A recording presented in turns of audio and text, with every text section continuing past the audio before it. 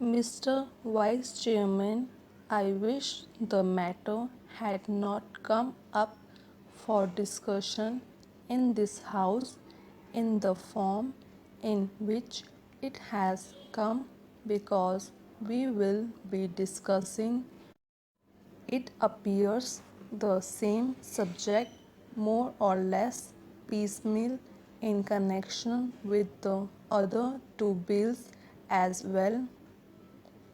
What was necessary for the government in this connection was to provide for a general discussion on the report of the Finance Commission, the kind of thing that we have on such reports, and after hearing the views of the members here, there should have formulated a bill.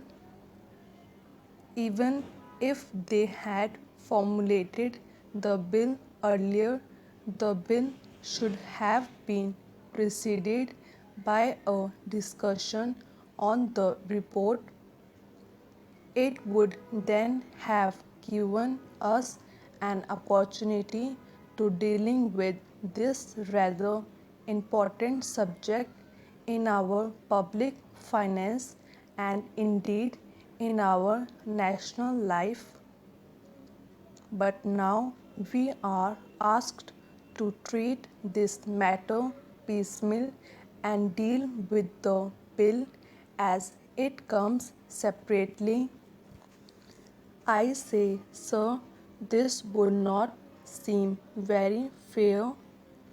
It is true that we have had two other reports of the Finance Commission and that we have had certain opportunities of discussing the issues raised by the Finance Commission on previous occasions, but that should not have precluded a thorough discussion of the third report, more especially after the experience of the two 5-year plans and generally also after the experience of the states in the matter of public finance and as regards relations between the states and the center. All I can say is that the government does not understand the magnitude of the problem or the urgency or the seriousness of the issues involved. It is possibly because they think that all the state governments are under their control and that the state governments would toe the line whatever is let down from here. Suppose, sir, today a number of states had been outside the control of the same party which controls the central government, problems would have become acute because conflicts between the state governments controlled by certain other parties and those controlled by the Congress party, which controls the central government, would have arisen sharply, calling for a thorough discussion and mutual consultation in a different way.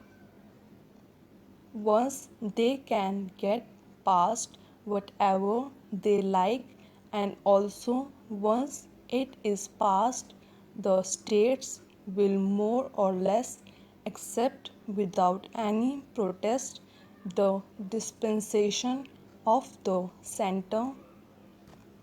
Now that the bill is before us, we have to suppose on this subject rather on the general themes. Yet I would like to make certain general observations in this connection because the basis of this bill is the report of the Third Finance Commission. This is a long-standing issue facing the public finance of the country.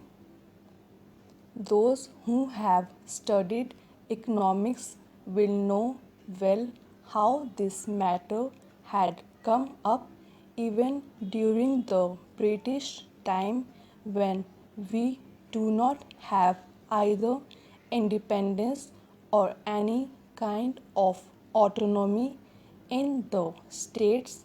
Even in that setup, even in that time, the state governments functioning under the British felt that something should be done with regard to adjustment of finances, especially in regard to the relations between the center and the states. There had been a long-standing controversy as to how the taxes, especially the income tax, should be divided between the center and the states. I do not deny the existence of the controversy, and this controversy is not easy to resolve. I entirely agree, but we should have thought that the Third Finance Commission should be tried to face the problems before it, not more or less in a routine manner, but in the context of the new things, not only as they are today, but as they are going to shape in the coming future. We have got what is called quasi-federal constitution. I do not say federal constitution, although the spirit is there, but a quasi-federal constitution because most of the powers, many of the powers that should remain with the states are now in the hands of the central government. Therefore, in that way, it is more unitary in character than federal. At the same time, we have got the state assemblies, legislatures, state budgets, and so on.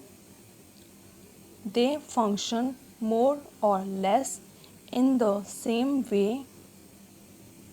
But if you go a little deeper into the affairs, it would immediately lead you to think that the states do not have any substantial real power, especially in the matter of finance.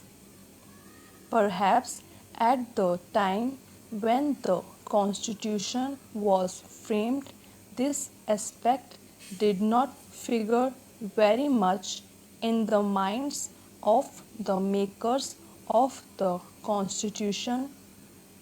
We had just become free, and the concept of welding India into a solid nation was uppermost in the minds of those people who framed the Constitution and all other as well.